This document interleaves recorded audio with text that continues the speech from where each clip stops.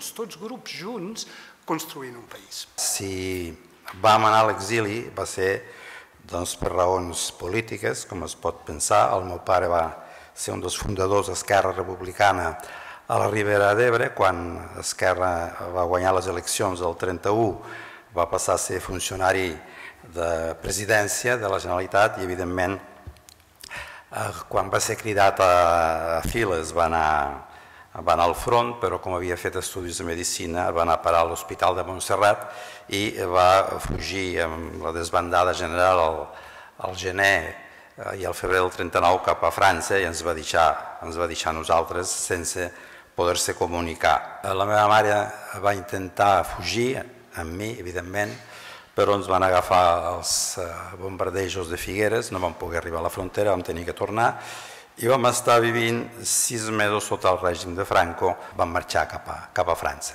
I allà ens vam trobar i vam passar 3 anys i després vam poder anar a Mèxic.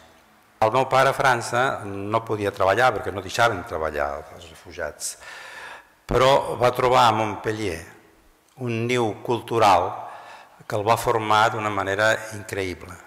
Es va inscriure a la universitat, va aprendre francès, va llegir els autors francesos i va conèixer els intel·lectuals catalans més distingits de l'època que havien anat a raure a Montpellier, cas del Pompeu Fabra, el Rovira i Virgili, el Carles Riba, el Francesc Pujol. A Mèxic s'hi va trobar molt malament. Jo no en tenia ni idea fins que he retrobat els dietaris de Mèxic, que no estan publicats. Era una cosa completament aliena als seus interessos, a la seva manera de viure, als seus costums. L'enyorança va ser tanta que va tornar al 61, molt abans que morís Franco. I a Mèxic va escriure molts pocs llibres, només un. Al 42 va escriure el seu primer llibre, que és Les idees de Francesc Pujols, i va començar a escriure molts altres, tot de records, i el principal va ser un llibre sobre el poble, però això era la seva catarsi. Amb la meva mare va ser completament al revés. Havia estudiat medicina, tenia dos carreres, era comadrona i era practicant, ginecòloga.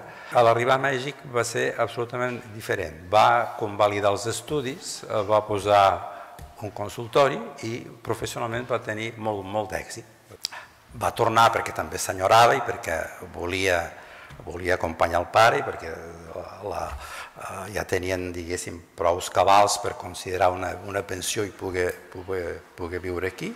Evidentment ja no va treballar, ja va descansar, va ser el meu pare que va començar a treballar i va fer tota la seva literatura quan va tornar. Però va tornar amb un exili interior, perquè va tornar al 61 i el primer que va notar era la diferència al món cultural que ell havia deixat amb la República i el buit que es va trobar en l'època franquista. Ho va sublimar a partir de la literatura. Per això dic, potser vam perdre un polític, però vam guanyar un escriptor com a escriptor de l'exili i cronista de la Ribera d'Ebre, perquè té tant la faceta de biògraf d'aquestes grans personalitats que va conèixer com cronista dels temps que va viure en la seva joventut, perquè jo vaig marxar als 7 anys, vaig arribar a França, si m'hagués quedat m'hauria convertit en un francès, igual que els meus cosins. Als 10 anys m'agafen i em porten a Mèxic. Jo havia oblidat el castellà, vaig tornar a aprendre el castellà mexicà. No parlo castellà, sinó que parlo mexicà. El problema meu és aquell desarrelament que et permet viure a tot arreu, però que en realitat no deixa de ser un desarrelament. He renunciat absolutament a voler trobar les meves arrels. El català sempre es va parlar a casa i jo soc tan catalanista, potser més, perquè potser el meu pare no era separatista, però jo sí que ho soc. Realment l'exili porta unes conseqüències que poden ser personalment bastant dramàtiques. L'exili pot ser desintegrador, pot ser desarrelador també, enriquidor, com va ser el cas de la meva mare.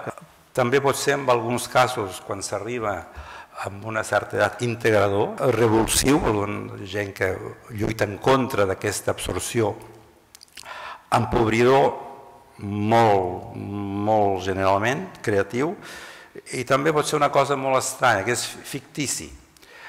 Jo he trobat gent que s'inventa coses, que diuen que li va passar i que és impossible que li hagués passat.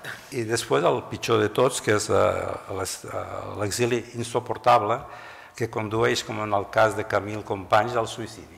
Quan es parla de l'exili, doncs, es pot tenir una imatge molt homogènia, però que passant ja al nivell familiar, personal, pot ser completament diferent.